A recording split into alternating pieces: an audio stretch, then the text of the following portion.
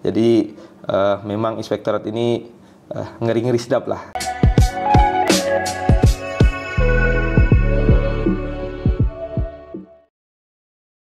Lagi sahabat literasi Kota Bontang, jumpa lagi di podcast Pusaka Hebat Dinas Perpustakaan dan Kearsipan Kota Bontang. Hari ini kita jumpa lagi, kita akan diskusi, akan ngobrol-ngobrol dengan tema-tema yang tentu akan sangat menarik. Tentu tidak lepas dari dunia literasi, tidak lepas juga dari pengetahuan-pengetahuan baru yang mungkin bisa diambil oleh sahabat literasi semua. Baik, untuk tema hari ini kita akan angkat tema literasi hebat menuju pemerintahan yang berkualitas. Dari temanya aja sudah mantap gitu.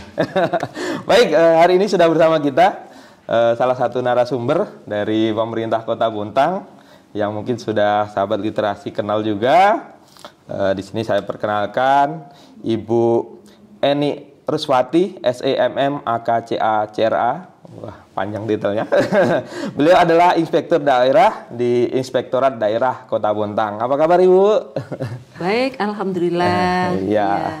Terima kasih Bu sudah berkenan hadir di podcast kami Pusaka Hebat. Harapannya hari ini kita bisa berbagi Bu dengan sahabat literasi semua, penonton setia channel kami Pusaka Hebat. Nanti izin untuk bisa berbagilah Bu. Mungkin banyak teman-teman yang masih agak bingung dalam artian atau mungkin kurang tahu apa toh inspektorat itu, atau mungkin yang tahu inspektur yang taunya cuma ladusing gitu kan. Ini berbeda. Beliau ini adalah inspektur daerah di Kota Bontang. Terkait apa tugasnya dan sebagainya nanti akan kita perdalam lagi. Baik, Bu Eni, mohon izin untuk mengawali diskusi kita pada hari ini. Karena ada bahasa tak kenal maka tak sayang Bu. Ya.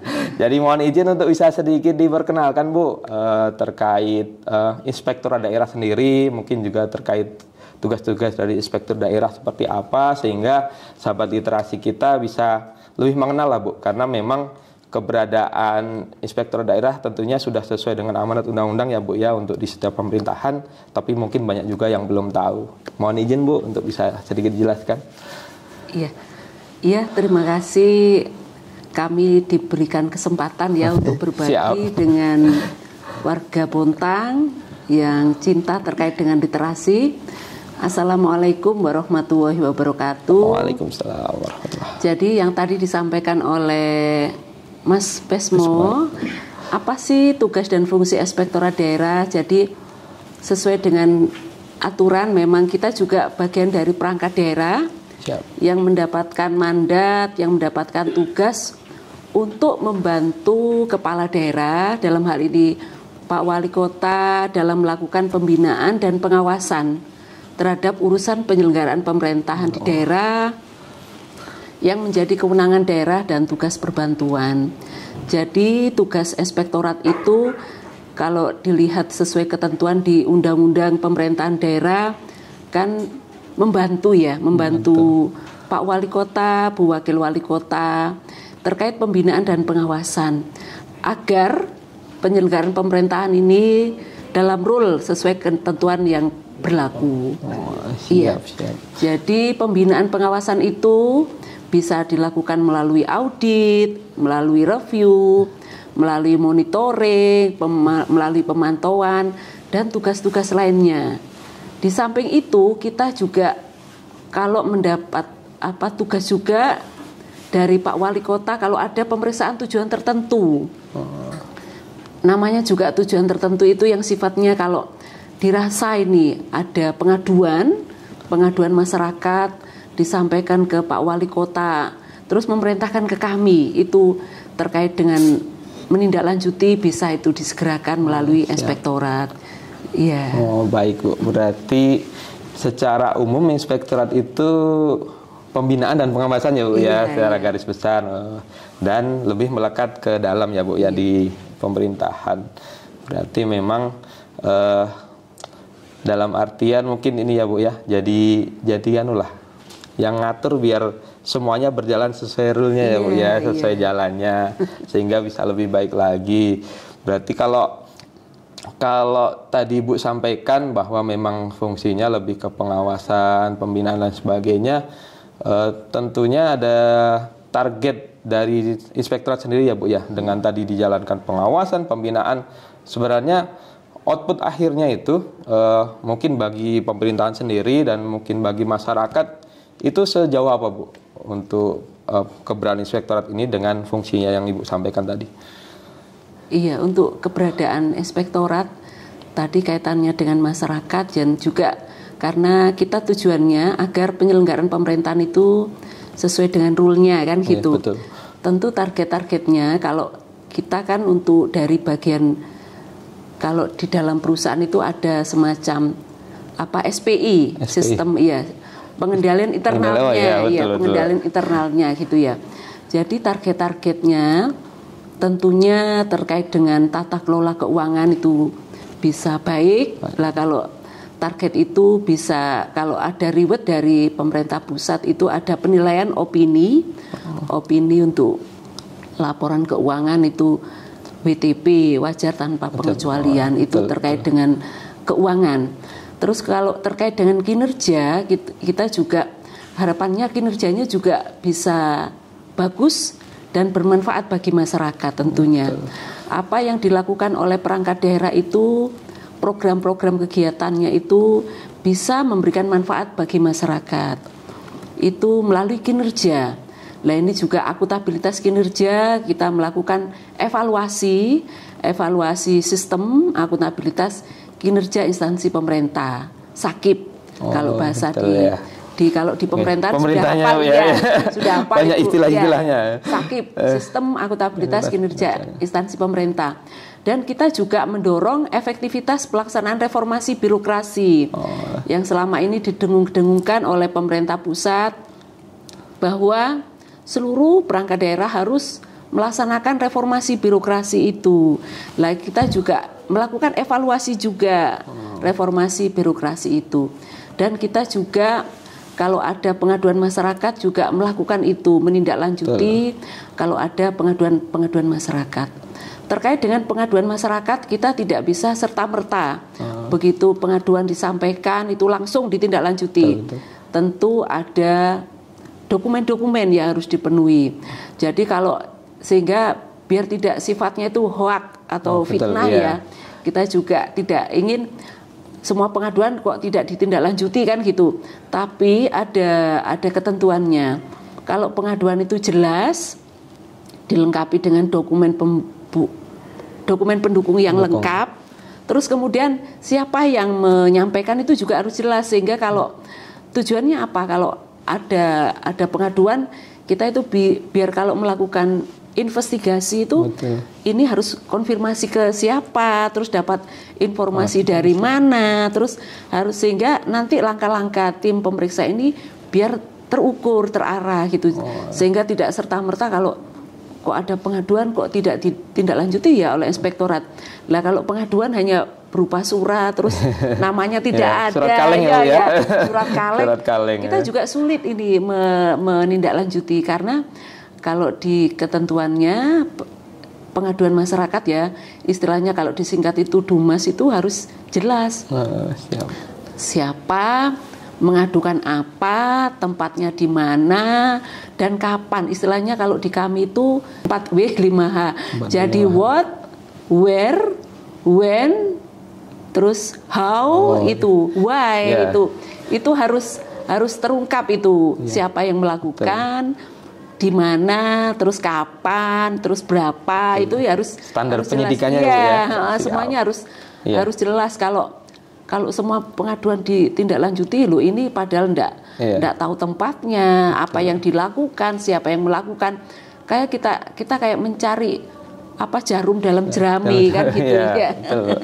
Baik.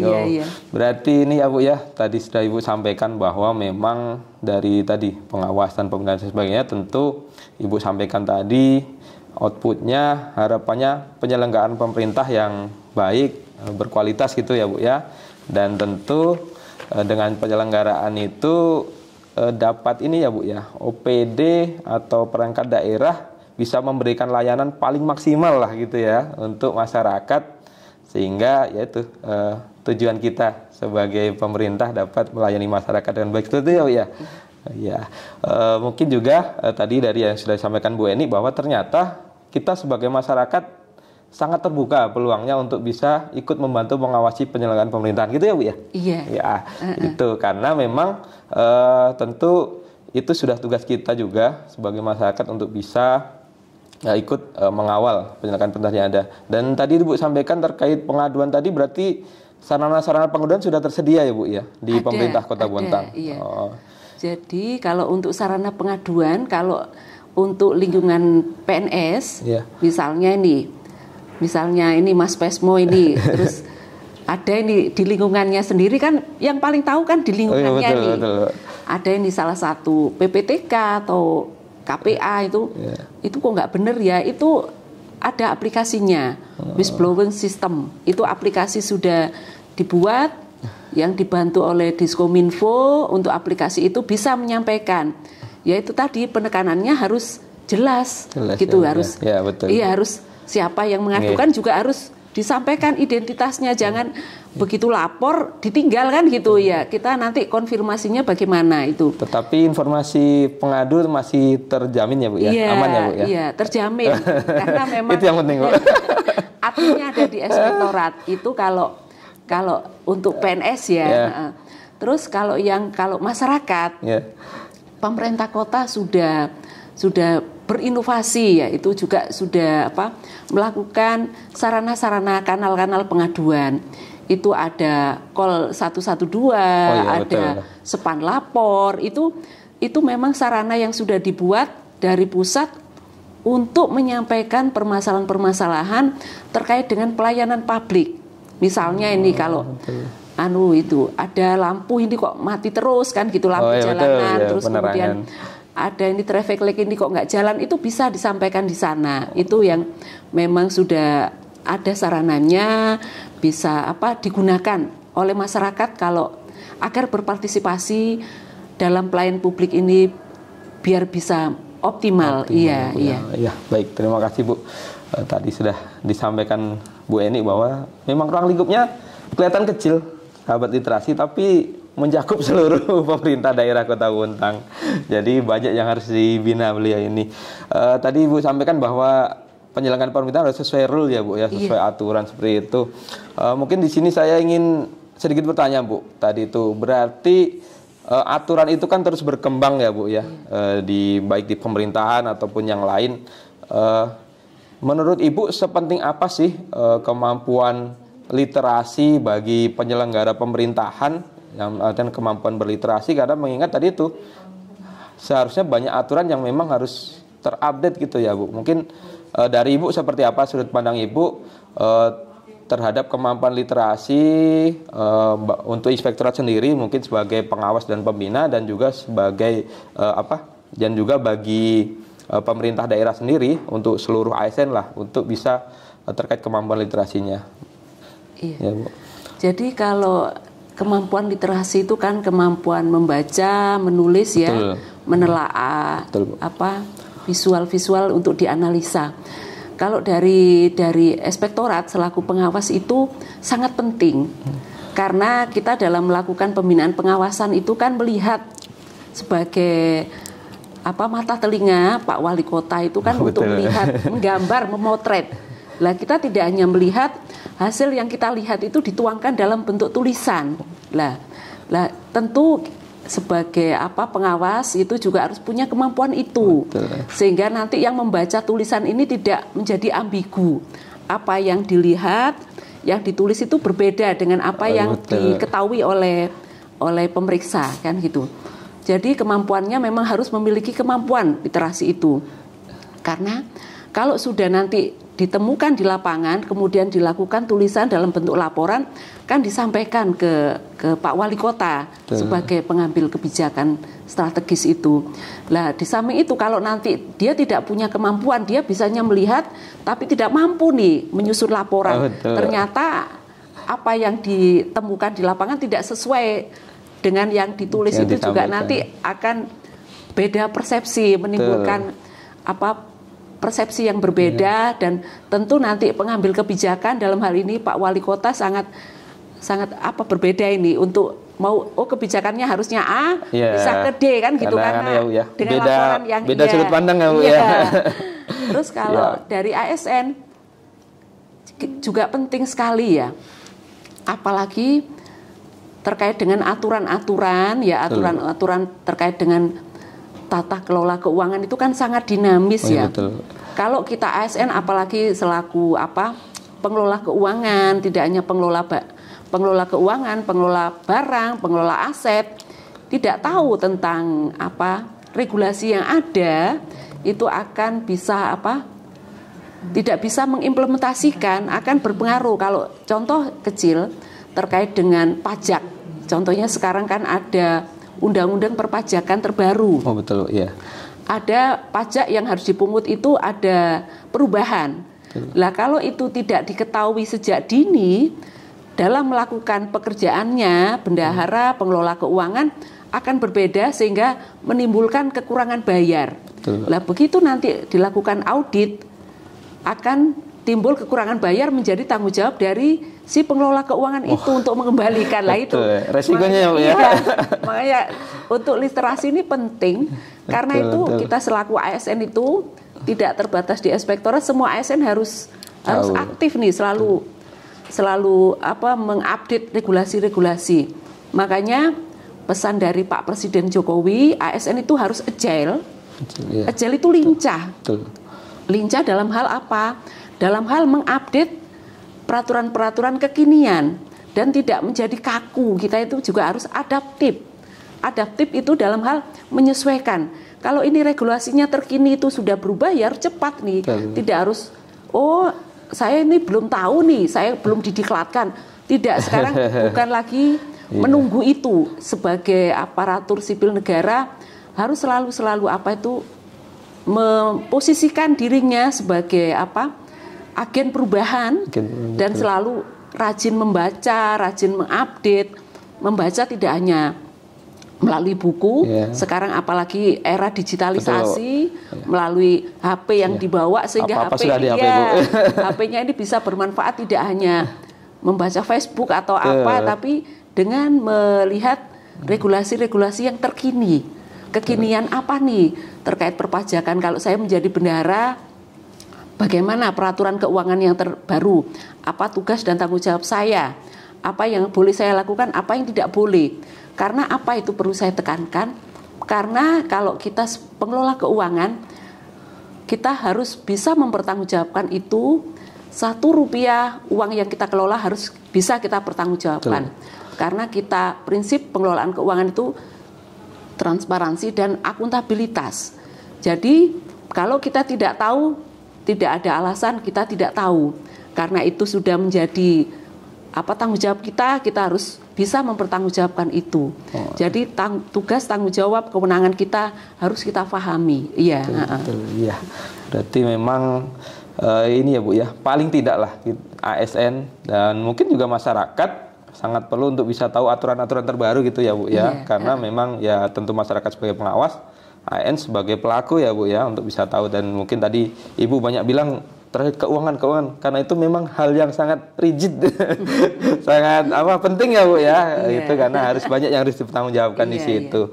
Baik, mungkin selanjutnya ini Bu, tadi Bu sudah sampaikan ada terkait reformasi birokrasi yang mungkin tadi pengaruhnya banyak aturan-aturan baru ya Bu ya, karena memang birokrasi terus diperbaiki oleh Presiden Jokowi. Ibu tadi juga sampaikan ada terkait agen perubahan, dan mungkin yang saat ini sering saya lihat itu ditempel di dinas-dinas Bu, itu ada bilang zona integritas, ada yang bilang WBK, walaupun mungkin kepanjangannya orang juga masih agak bingung Bu, apa WBK, apa WBBM.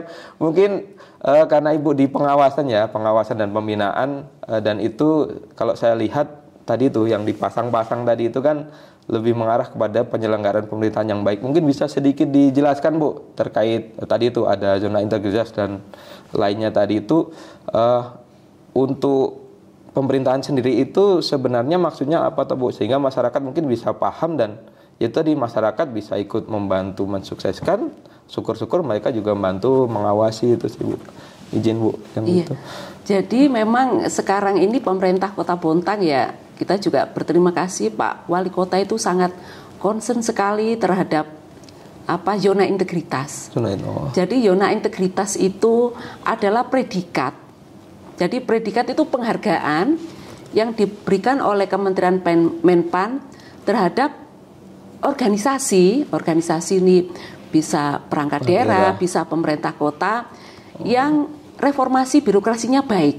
Itu kalau zona integritas.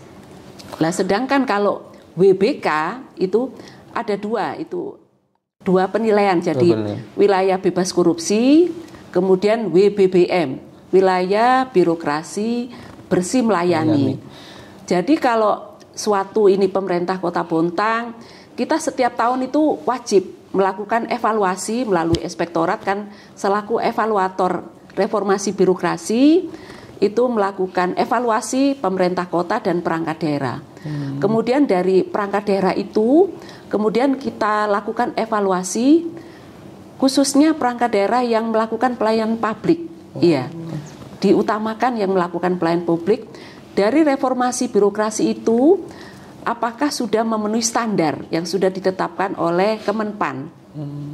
Jadi kalau WBK itu standar minimalnya, kalau area pengungkit, area hasil itu kan ada area-area itu ya. Itu yang banyak ya Bu ya indikatornya. Kalau yang ngurusin pasti tahu itu minimal 75 itu bisa diusulkan untuk zona integritas menuju wilayah bebas korupsi. Jadi itu namanya zona, tadi zona itu predikatnya. Lah WBK itu dia pantas perangkat daerah itu menyandang wilayah bebas korupsi. Itu ada 6 area perubahan. Kalau reformasi birokrasi 8 area perubahan gitu. 8 area perubahan. Kalau reformasi birokrasi otomatis kalau reformasi birokrasinya bagus, itu pasti ZI-nya bagus, BB-nya bagus. Bisa didorong untuk kita usulkan ke Kemenpan untuk mendapatkan ZI menuju WBK. Sedangkan kalau WBBM itu di atasnya WBK. Kalau sudah 2 tahun menyandang predikat WBK dan baik, kemudian dilakukan evaluasi kembali oleh tim penilai internal, dalam hal ini inspektorat, nilainya skornya naik, bisa diusulkan untuk mendapatkan predikat WBBM gitu. Jadi reformasi birokrasi itu secara rumah besar. Jadi ibaratnya kalau untuk memudahkan kadang-kadang memang perangkat daerah itu dan juga harapannya masyarakat bisa tahu juga. Jadi reformasi birokrasi itu harapannya rumah besar, jadi pemerintah kota dengan ada beberapa perangkat daerah itu sudah reform nih. Lah harapannya Pak Presiden itu reformasi itu yaitu tadi, jadi organisasi itu yang lincah, yang adaptif, yang outcome yang dihasilkan itu bermanfaat ke masyarakat, menjadi organisasi yang making delivery. Jadi programnya itu benar-benar bermanfaat bagi masyarakat, harapannya itu. Kalau dari Pak Presiden lah. Dari reformasi birokrasi itu kemudian memang kewajiban pemerintah kota, kemudian SKPD itu dievaluasi setiap tahun. Kewajiban itu wajib ya. Lah kalau sudah nanti dari pemerintah kota tidak bisa berdiri sendiri, didukung oleh SKPD ini ada 31 perangkat daerah untuk mendapatkan nilai reformasi birokrasi. Lah dari dukungan SKPD 31 ini kita fokus untuk yang WBK itu terkait yang pelayan publik, kemudian dilakukanlah semacam evaluasi perankingan, kemudian kalau 3 terbaik kita usulkan ke pusat. Bu ya? Karena jatahnya tidak bisa semua kita usulkan karena pemerintah pusat itu hanya memberikan kota jatah itu hanya 3. Masing-masing pemerintah kota. Iya. Jadi tidak bisa ini merasa ini saya sudah baik, loh terus kita semua usulkan tidak bisa, karena untuk menjadi bisa diusulkan WBK itu juga ada kriterianya. Selain tadi nilai pengungkit sama nilai hasilnya 75, juga tindak lanjut hasil pemeriksaan BPK harus juga nihil, tidak ada lagi temuan. Kalaupun ada temuan segera ditindaklanjuti. Kemudian juga ada indikator yang penilaian yaitu survei persepsi anti korupsi. yang dilakukan oleh lembaga eksternal. Kemarin tahun 2021 kita kerjasama dengan lembaga administrasi negara untuk melakukan nilai SEPAK, survei persepsi anti korupsi itu. Lah dari itu, karena itu yang dinilai adalah masyarakat pengguna layanan, kita tidak bisa intervensi.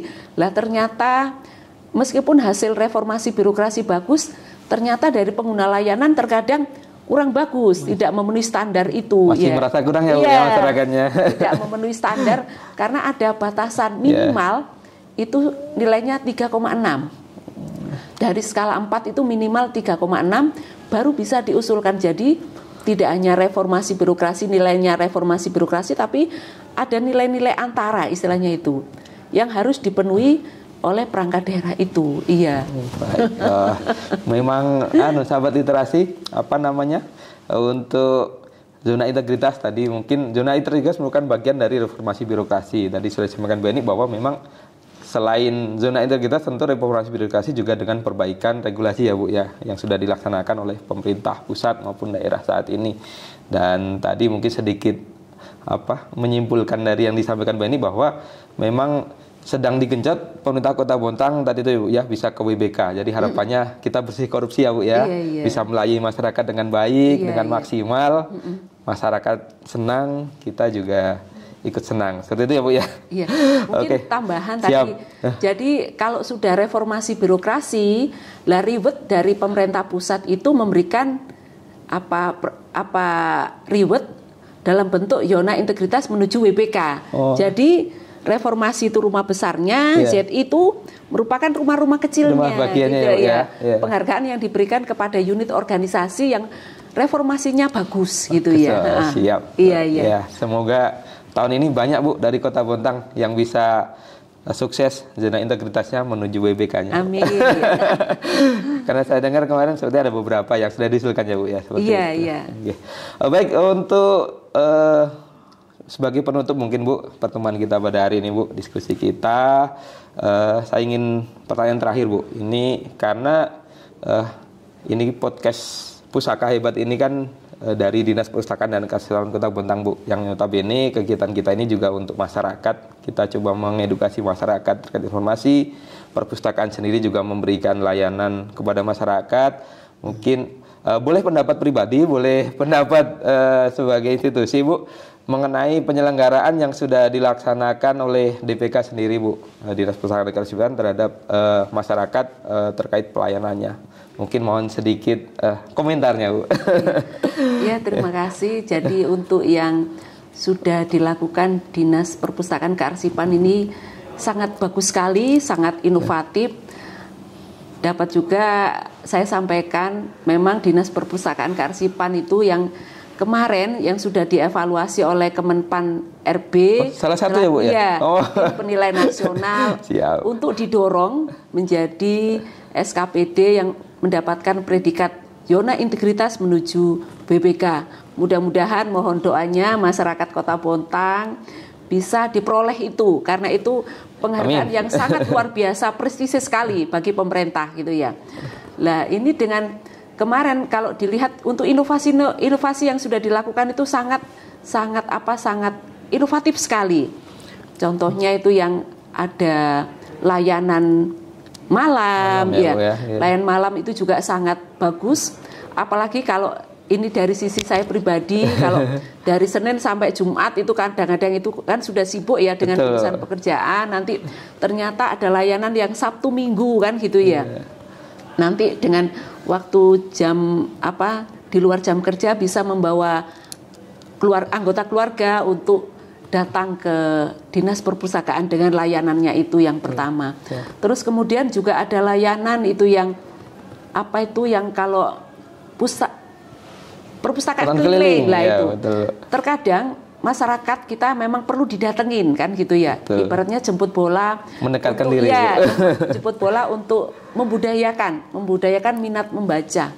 Karena memang dengan membaca ini kemampuan kita akan bisa diasah.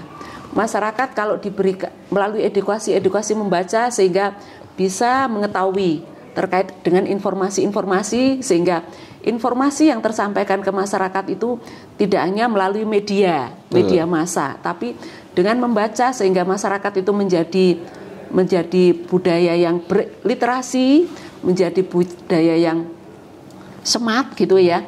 Sehingga kalaupun ada informasi yang diterima oleh masyarakat tidak serta-merta ditelan bulat-bulat gitu ya. Kita dengan menumbuhkan bisa itu. ditelaah ya, Bu. Iya. Jadi saya sangat sebagai SKPD juga saya sangat terinspirasi sekali. Ya. Contohnya kemarin itu juga ada inovasi kalau dalam bidang kearsipan gagas kan gitu ya. Betul.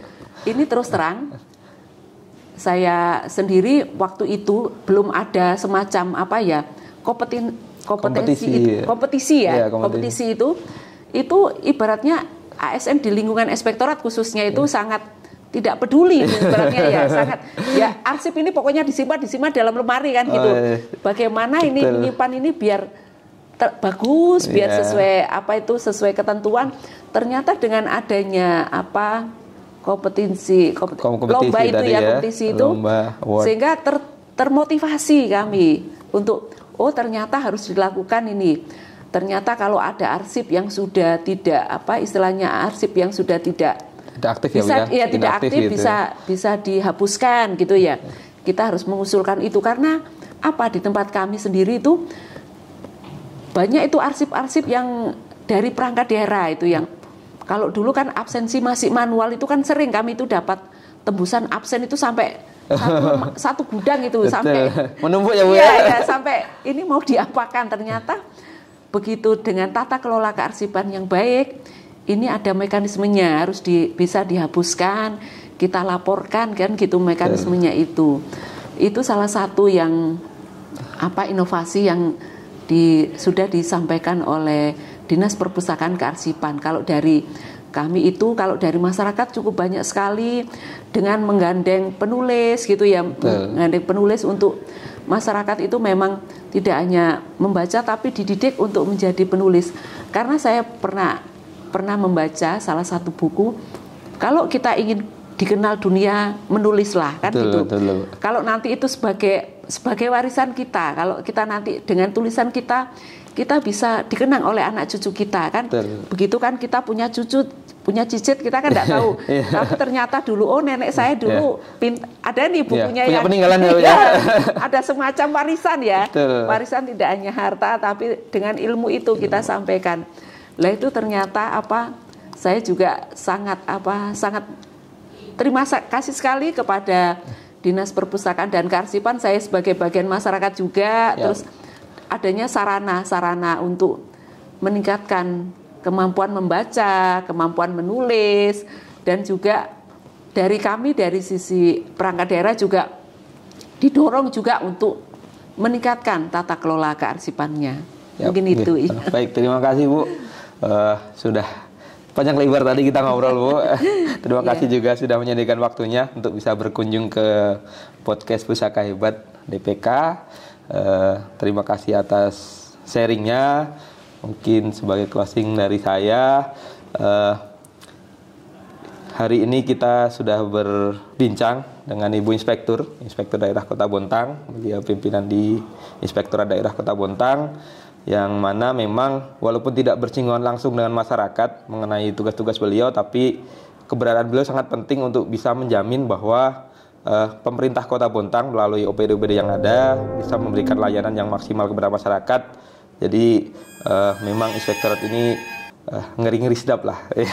Tapi secara fungsi sangat bermanfaat untuk masyarakat. Jadi bagi sahabat literasi yang mungkin belum mengenal inspektorat, harapannya dengan podcast ini bisa lebih mengenal lagi. Dan tadi sedikit catatan bahwa kita sebagai masyarakat juga punya hak untuk bisa ikut mengawasi penyelenggaraan pemerintahan. Tadi sudah disampaikan Ibu, banyak jalur yang bisa digunakan untuk bisa ikut mengawasi, dan tentu selain mengawasi, masyarakat juga harus bisa memberi apresiasi kalau memang pemerintah ini sudah berjalan dengan baik, seperti itu. Baik, terima kasih sekali lagi Bu Eni atas kehadirannya. Demikian pertemuan kita pada podcast pada hari ini. Terima kasih. Sampai jumpa kembali di podcast-podcast kita berikutnya. Tetap semangat, tetap sehat. Salam literasi.